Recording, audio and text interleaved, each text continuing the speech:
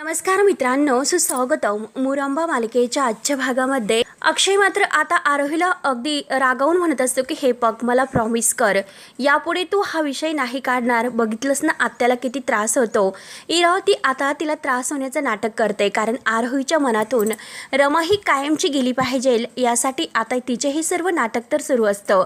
परंतु अक्षय मात्र बिचाऱ्या अगदी त्या आरोहीवर खूप असा चिडलेला असतो. आरोही ऐकायला तयार नसते. आरोही म्हणते की हे बघ बाबा, मला आईला भेटायचं आहे. तर आता अक्षय ऐकायलाच तयार नसतो. अक्षय म्हणतो की हे बघ, मला आता प्रॉमिसच करतो, मी काही ऐकून घेणार नाही. आणि जर तुला मला प्रॉमिस करायचं नसेल तर माझ्याबरोबर तू बोलू नकोस, आणखीन तू मला त्रास देऊ नको. तेव्हा आता आरोही अक्षयकडे बघत असते. डोळे अगदी तिचे पाणवलेले असतात. तेव्हा तिला आई आणि बाबा हे दोन्ही अगदी हवे असतात. परंतु आता अक्षयच्या प्रेमासाठी तिला हे वचन द्यावेच लागते. तेव्हा मात्र आता इरावती लगेच उठते. इरावती आता लगेच अक्षयचे आणखीन कान भरण्यासाठी म्हणते की हे बघ अक्षय, अरे बघितलंस का कशी बोलते. मला त्रास झाला तरी चालेल, परंतु तिला तिच्या आईला भेटायचं आहे. माझा तिला काही विचार नाही. आणि इरावती नाटक करत आता आतमध्ये निघून जाते. तर आता अक्षय मालविकाला खुणावतो की इरावतीची काळजी घेण्यासाठी. तर मालविका धावतच आता इरावतीकडे जाते. तर आर्था आणि आरोही खाली मान घालून उभे असतात. अक्षय परत आपला हात आरोही समोर धरतो आणि हे बघ आरोही, तुम्हाला प्रॉमिस कर, मी तुला सांगतो ना, प्रॉमिस कर बरं मला. तेव्हा आता रडतच आरोही बाबा म्हणत अक्षयच्या हातावर अगदी हात ठेवत असते. तिचा हात अगदी थरथर कापत असतो, पण तरी सुद्धा अक्षयला रडतच ती प्रॉमिस करते. तेव्हा आता अक्षय म्हणतो की हे बघ लक्षात ठेव आरोही, तू प्रॉमिस केलेला आहे म्हणून. असे बोलून आता अक्षय निघून जातो. त्याला आता खूप असं टेन्शन येते. तर आर्था आणि आरोही अक्षयकडे बघत असतात. आर्था बिचारी, तिला सुद्धा खूप वाईट वाटतं. ती सुद्धा रूम मध्ये निघून जाते. आरोही आता रडत असते. त्यानंतर आता आरोही एकटी बिचारी विचार करते की आईकडे नाही येऊ शकत, परंतु मी तर आईकडे जाऊ शकते, पण कशी जाणार, कारण एकतर आईचा नंबर माझ्याकडे नाही. मग मी काय करू याचा ती आता विचार करते की काही तरी आता मला आईकडे जावंच लागेल. मी आईकडे कशी जाणार आहे आणि यासाठी मला कोण मदत करेल. नक्की पार्थदादा मला यासाठी मदत करू शकतो. त्यानंतर आरोही लगेच आता पार्थकडे येते आणि पार्थ मात्र आता मस्त गेम खेळत असतो. आता ते कानामध्ये हेडफोन वगैरे त्याने लावलेले असतात. आरोही धावत येते, ए पार्थदादा, परंतु पार्थला कुठे आता ऐकायला येत असतं.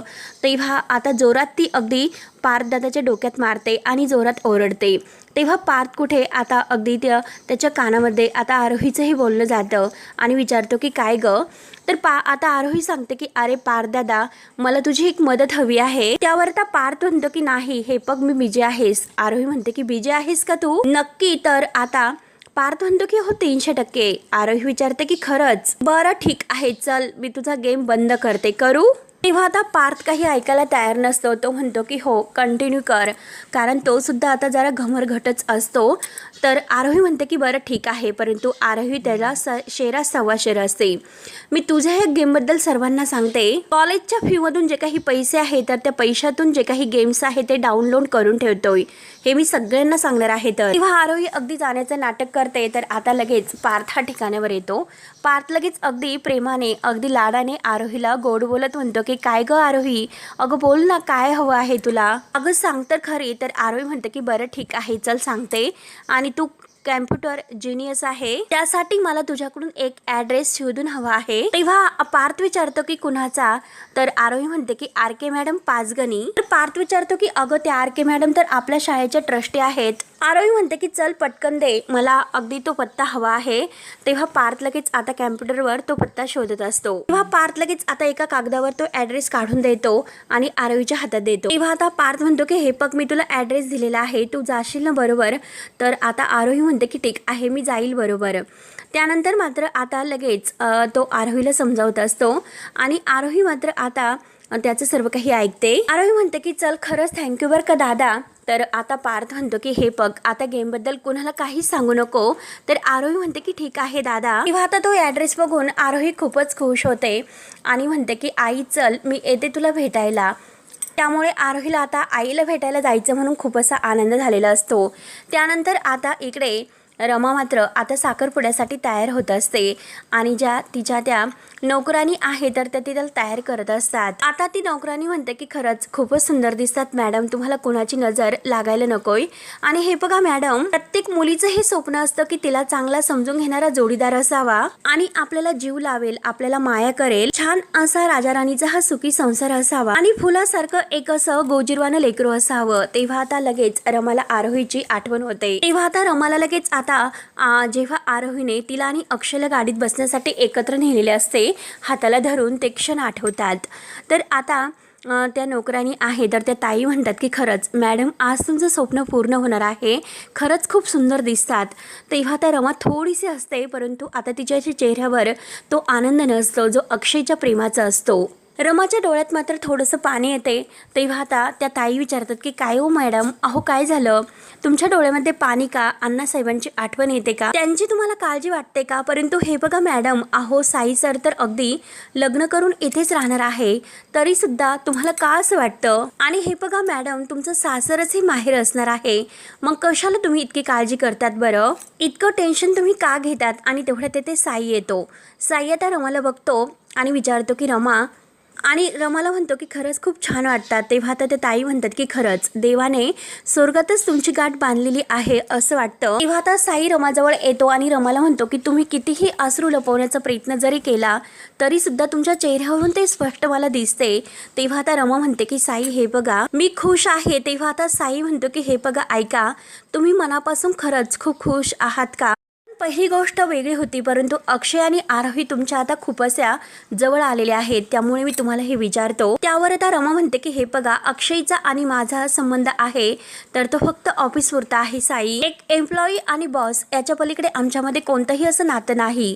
त्यावर आता साई म्हणतो की परंतु तुमच्या डोळ्यामध्ये ते स्पष्ट दिसते की नक्की काय आहे ते, मग त्याचं मी काय करू. आणि हे बघा रमा ऐकून घ्या, आणि हे बघा जर तुम्हाला अक्षयकडे जायचं असेल तर तुम्ही जाऊ शकतात, मी तुम्हाला नाही अडवणार रमा, कारण मला तुमची अवस्था कळते. आणि हे बघा गेल्या 7 वर्ष तो तुमच्या आयुष्यामध्ये नव्हतात आणि ते परत पुन्हा आलेत, त्यामुळे हे बघा प्लीज तुम्हाला जर जायचं असेल तर तुम्ही प्लीज जाऊ शकतात. आणि हे बघा येथे प्रश्न फक्त तुमच्या अक्षयचा नाही तर तुमच्या मुलीचा आरोहीचा सुद्धा आहे, त्यामुळे तुम्ही तिचा विचार करा. मला पूर्णपणे स्पष्ट दिसत आहे की तुमचा जीव तिच्यामध्ये अडकलेला आहे, त्यामुळे हे बघा जो निर्णय तुम्हाला घ्यायचा आहे तो तुम्ही घेऊ शकतात, मला वाईट वाटणार नाही. तर त्या अगोदर मला सांगा बास, इतकंच माझं म्हणणं आहे. मी काय हे म्हणतो कारण तुम्ही स्वतःला असा त्रास करून सुखी नाही होणार. आणि एक गोष्ट लक्षात घ्या, जर तुम्ही सुखी नसाल तर मी सुद्धा सुखी नाही होणार, आपण दोघं सुद्धा सुखी नसू. त्यामुळे हे बघा जो काही तुमचा निर्णय असेल तर तुम्ही तो आत्ताच घेऊ शकता, आणि जो काही निर्णय असेल तो प्लीज मला आत्ताच्या आत्ता सांगा.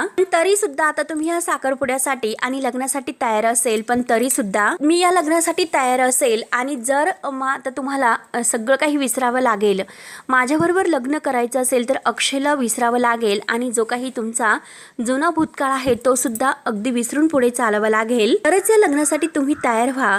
तेव्हा आता रमा म्हणते की हो, मी आता सगळं काही विसरून ह्या लग्नाला तयार आहे आणि पूर्णपणे मी आता प्रयत्न करत आहे की त्यांना विसरण्याचा, तुम्हाला तर माहितीच आहे, आणि मी खरंच अगदी मनापासून प्रयत्न करते. तर साई म्हणतो की ठीक आहे, चला मग मला वचन द्या. तर आता साई आपला हात लगेच पुढे करतो. रमा आता साईच्या हाताकडे बघत असते. तेव्हा आता रमा ही अगदी तयारच नसते, तिचा अगदी साईच्या हातावर हात ठेवू किंवा नको असा अगदी दुहेरी जीव होतो. तर साई म्हणतो की हे बघा, मी तुम्हाला पुन्हा एकदा सांगतो, हे बघा जर तुम्ही तयार असाल तरच आता तयार व्हा, आणि जर तुम्ही अगदी मनापासून तयार नसेल तर आपण थांबून घेऊयात. तेव्हा आता रमा म्हणते की साई हे बघा मी तयार आहे, आता माझं पाऊल मागे पडणार नाही, मी तुम्हाला वचन देते. म्हणून आता ती साईच्या हातामध्ये हात ठेवणार, तोच लगेच आता तिला आरोहीचा फोन येतो. तेव्हा मात्र आता लगेच रमा आपला हात बाजूला घेते आणि साईला म्हणते की थांबा मी फोन घेते. तर आता तो अच्युत काकाचा फोन असतो. अच्युत काका म्हणतात की मॅडम, अहो एक छोटीशी लहान मुलगी तुम्हाला भेटायला आलेली आहे. तेव्हा रमा विचारते की लहान मुलगी का, तर आरोही लगेच आता अच्युत काकांच्या हातातील मोबाईल घेते आणि रमा बरोबर बोलत असते आणि म्हणते की हॅलो आई, मी तुला भेटायला आलेले आहे. तेव्हा आई, अगं मी. तेव्हा आता रमाच्या तोंडातून शब्द निघत नसतो. ती लगेच म्हणते की आरोही. तर आता आरोही रडतच म्हणते की आई. आता रमाच्या हातातील तो मोबाईलच खाली पडतो. रमाला आता इतका मोठा धक्का बसतो. तिला आरोहीचा अगदी जे काही आई तिच्यातील मातृत्व आहे तर ते जागे होते. आणि नक्की काय करू हे रमाला काही सुचत नसतं. आरोहीसाठी त्याचा जीव अगदी तुटतो. साई आता फक्त रमाकडे बघत असतो. त्यानंतर आता इकडे इरावती रागानेच अर्थावर रागवते आणि विचारते की काय ग, तू तिला अजून काही सांगितलेलं नाही का? तर अर्थ म्हणते की नाही. अर्थ म्हणते की मी काही केलेले नाही. आणि तेवढ्यात अक्षय धावतच येतो आरूला आवाज देत. तेव्हा आता आरोही कुठेही घरात दिसत नाही म्हणून सगळेजण आता आरोहीला शोधत असतात. इरावती फोन लावते, अर्थाला विचारते. अर्थ म्हणते की मला माहिती नाही. अक्षय सगळीकडे शोधत असतो. आता अक्षयचा जीव अगदी टेन्शनमध्ये येतो. त्याला आरोहीची काळजी लागते. अक्षय म्हणत असतो की आत्या अगं सगळं काही घर शोधलं कुठेही नाही. आणि अगदी जोरात तो आरोहीला आवाज देत असतो. इरावती म्हणते की अरे असेल, नको इतका टेन्शन घेऊ अक्षय. आणि मात्र आता जोरात अगदी आवाज देत आरोहीला आवाज देतो. तर इरावती म्हणते की ही कुठे लपून बसले की काय, नक्की ही कुठे गेली असेल. आणि परत अर्थावर चिडते. अर्थाला विचारते की काय ग, तू तिला कुठे पाठवले नाही ना, काही परत सांगितले वगैरे नाही ना? आणि काय ग, लफाछोपी करत असताना काही तू कपाटात वगैरे तिला लपून तर ठेवले नाही ना? तेव्हा आता अर्था म्हणते की नाही, मला खरंच माहिती नाही आणि मी असं करेल का? आणि तेवढ्यात तेथे मालविका येते. मालविका म्हणते की हो, मी सगळीकडे शोधले परंतु ती कुठेही सापडत नाही. तेव्हा आता अक्षय आवाज देत असतो परंतु आता तिथे आरोही कुठेही आवाज देत नाही. आरोही तर आता इकडे भेटायला आलेली असते. त्यानंतर मात्र आता अक्षय हा पार्थ आणि ह्या सगळ्यांना आवाज देतो. तेव्हा आता पार्थ सुद्धा काही खाली येत नसतो. तर अक्षय इरावतीला विचारतो की पार्थ कुठे आहे? तेव्हा इरावती म्हणते की असेल तो रूममध्ये. आणि तेवढ्यात अक्षय धावतच पार्थकडे जातो. पार्थ मात्र आपल्या कानामध्ये हेडफोन घालून अगदी डान्स करत असतो. त्याचं कुठेही लक्ष नसते.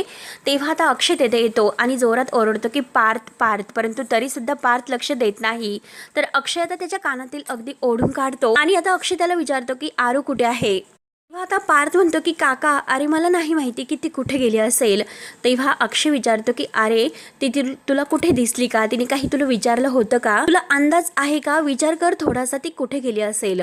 आणि तेव्हा कुठे आता पार्थच्या लक्षात येते. तर पार्थ लगेच म्हणतो की अरे काका, अरे ती माझ्याकडे आली होती आणि आपल्या शाळेच्या ज्या ट्रस्टी आहे ना आर.के. मॅडम, त्यांचा ॲड्रेस आहे तर तो ऑनलाईन सर्च करायला ती मला सांगत होती.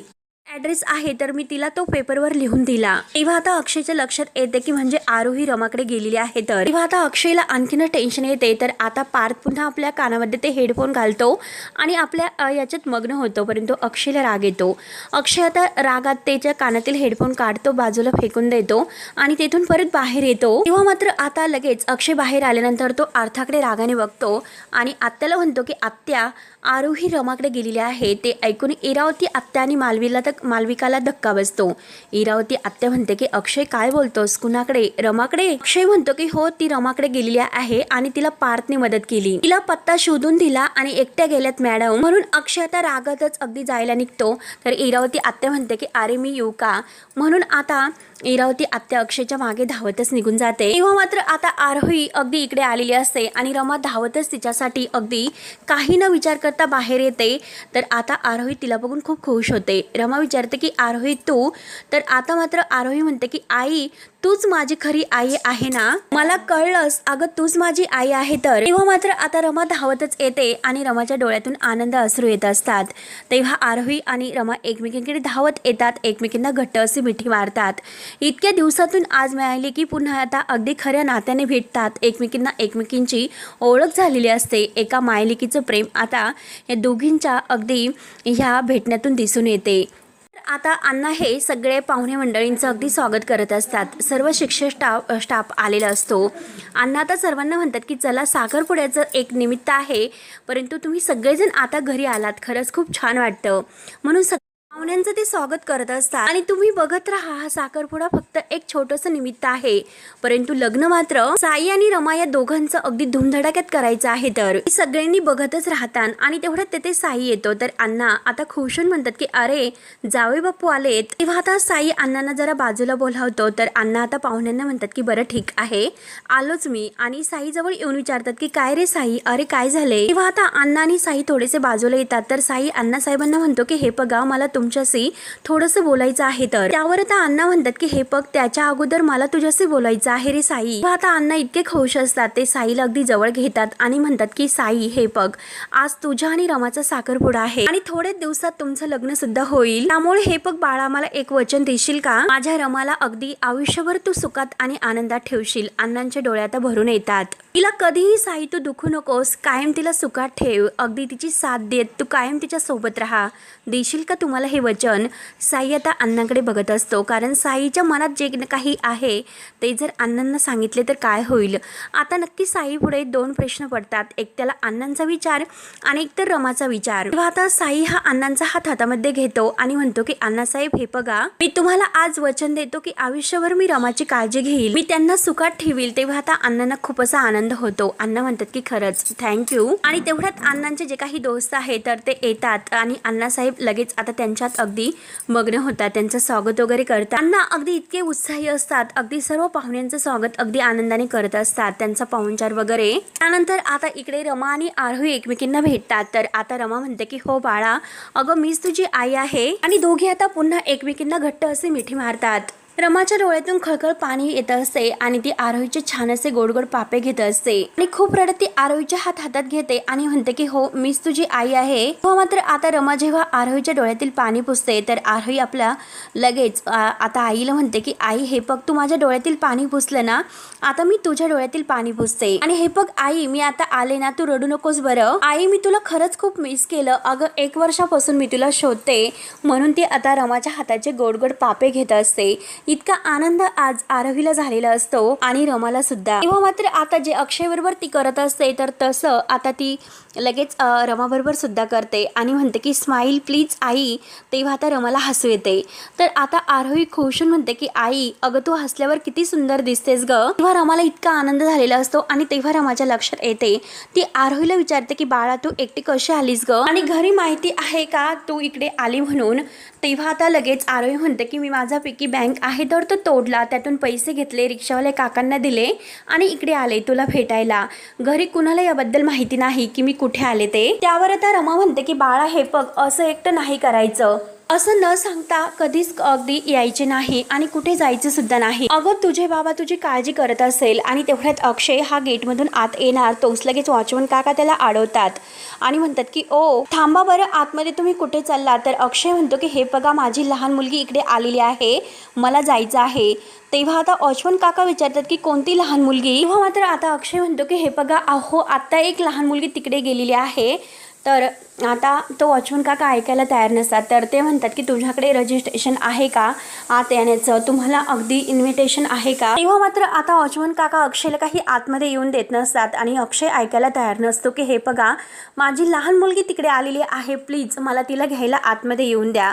आणि तेव्हा आता रमा आणि आरोही हे सर्व बघत असतात. आता रमाला अगदी अक्षयला बघून तर धक्का बसतोच, परंतु आरोही खूप घाबरते. तेव्हा आता रमा ही वॉचमन काकांना जोरात ओरडते, दादा त्यांना आतमध्ये येऊन द्या. तेव्हा अक्षय हा समोर आरोही आणि रमाला एकत्र बघतो आणि लगेच वॉचमन काकांना म्हणतो की कळले का तुम्हाला. आणि लगेच तो आता आरोही आणि रमाजवळ येतो. तेव्हा आता लगेच अक्षय रागानेच येतो. तर आरोही लगेच आता रमाच्या पाठीमागे लपते. तर अक्षय रागाने रमाला म्हणतो की तिला सोड. तेव्हा अक्षय ऐकायला तयार नसतो. अक्षय लगेच आता रमाला म्हणतो की तिला सोड. तर आता आरोही काही जायला तयार नसते, ती ओरडत असते की बाबा मला सोड. परंतु अक्षय मात्र रमावर खूप चिडतो आणि आरोहीला अगदी हिसक्याने ओढतो. रमा म्हणते की अहो ती लहान आहे, कळतं का तुम्हाला, तुम्ही तिच्याशी असं का वागतात. परंतु आता मात्र अक्षय तिच्यावरच ओरडतो, म्हणजे रमावर. आणि आता आरोहीला म्हणतो की हे बघ, मी तुझ्याशी नंतरच बोलतो आणि अगोदर मी तुझ्या आईशी.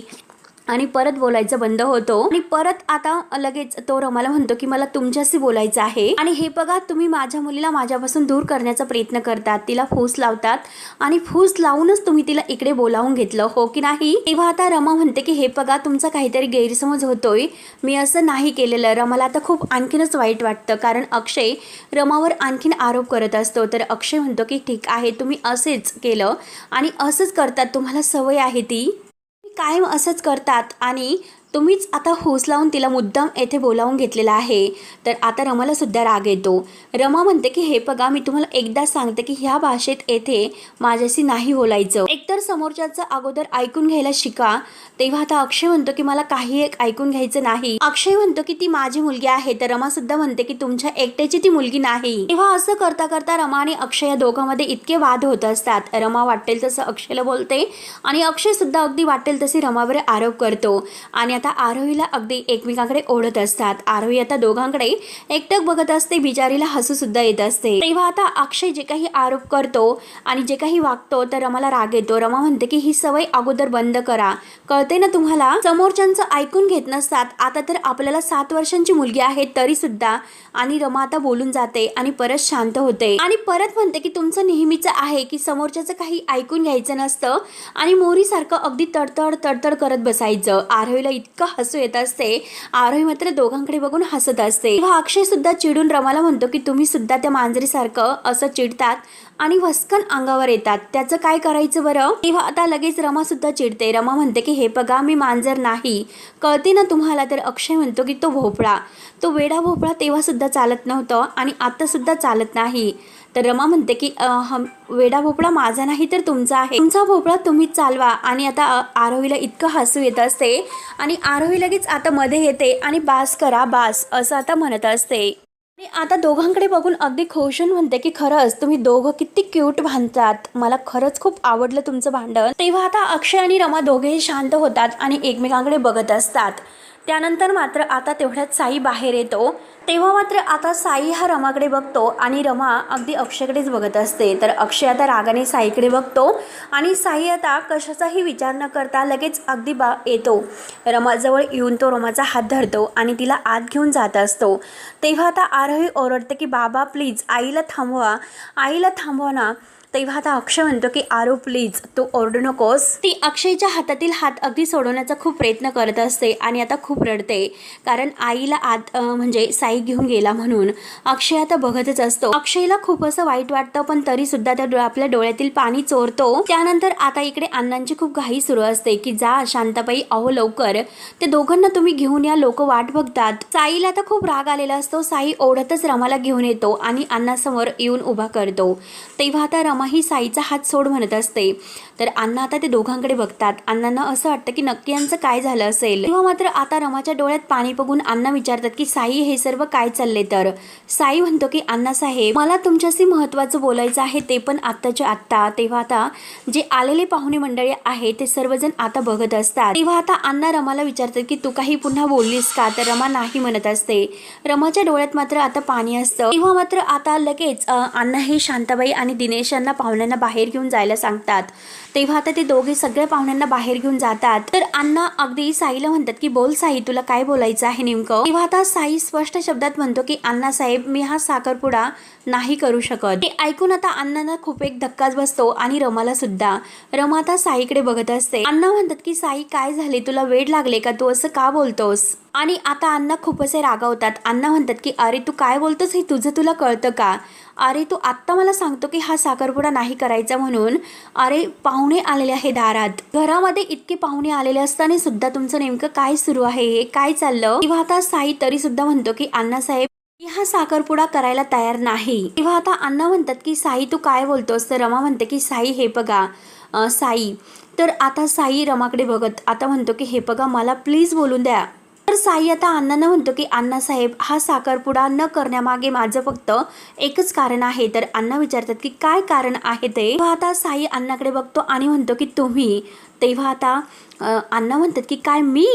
तर साई म्हणतो की हो अण्णासाहेब कर्णिक, अहो मी काय केलं. तेव्हा आता लगेच अण्णांनी असं विचारल्यानंतर साई म्हणतो की हे बघा अण्णासाहेब तुम्ही आमच्या आयुष्यामध्ये आलात, मला आणि रमाला एक नवीन आयुष्य तुम्ही दिलं. रमाला तर तुम्ही तुमची मानस कन्या सुद्धा मानलंस. आणि हे बघा जर मी तुमच्या ह्या मानस कन्याबरोबर लग्न केलं तर लोक काय म्हणणार बरं. लोक हेच म्हणतील की आम्ही तुमची संपत्ती घेतोय म्हणून, तुमचं नाव मिळवण्यासाठी आम्ही हे लग्न करतोय. म्हणूनच अण्णासाहेब मी हा साखरपुडा नाही करत, त्यामुळे मी हा साखरपुडा करण्याचं ठरवलेलं नाही. तर आता अण्णांना साई पुढे नेमकं काय बोलू आणि काय नाही समजत नाही। तेव्हा अण्णा साईला समजवतं की साई हे बघ, लोक 10 तोंडाने बोलतात, जर आपण लोकांचं ऐकत बसलो असतो तर इथपर्यंत पोहोचू शकलो नसतो। मला लोकांच्या बोलण्याने फरक नाही पडत असे अण्णा स्पष्ट शब्दात सांगतात। तेव्हा साई म्हणतो की हे बघा अण्णासाहेब, मला लोकांच्या बोलण्याचा फरक पडतो आणि माझा आत्मसन्मान मला कधीच हे करून देणार नाही। तेव्हा आता मित्रांनो हा भाग येथे संपतो। आता पुढील भागामध्ये आता म्हणजे अक्षय पुन्हा आरोहीला घ्यायला येतो। रमा पुन्हा अक्षयकडे आलेली असते आणि ती आता घट्ट रमाला मिठी मारते। तर आता अक्षय हा आरोहीचा हात धरून घेऊन जायला लागतो। तर आता रमा म्हणते की मिस्टर देवधर, फक्त 7 दिवस आरोहीला माझ्याबरोबर राहून द्या। रमा आता अक्षय समोर हात जोडते, अगदी रडत विनवण्या करत। 7 दिवसात मी तिला आयुष्यभराचं प्रेम देईल आणि आरोहीच्या डोक्यावरून मायेचा हात फिरवत असते। तेव्हा आता आरोही अगदी रमाला घट्ट मिठी मारून असते, फक्त 7 दिवस एका आईसाठी। त्यानंतर आता इकडे इरावती हातामध्ये सुरी घेते आणि मालविकाला म्हणते की रमा आणि अक्षयला वेगळं करण्यासाठी मी काही पण करू शकते। तर मालविका विचारते की आता काय करणार आहात। तेव्हा आता इरावती म्हणते की तुला उद्या कळेल आणि लगेच तो सुरी आहे तर ती ॲपलमध्ये अगदी अशी त्या ॲपलमध्ये मारते आणि ॲपलचे 2 तुकडे करते आणि जोरजोराने हसत असते। तेव्हा मित्रांनो पुढे काय होईल हे बघण्यासाठी आपल्या चॅनलला नक्की सबस्क्राईब करत राहा। धन्यवाद।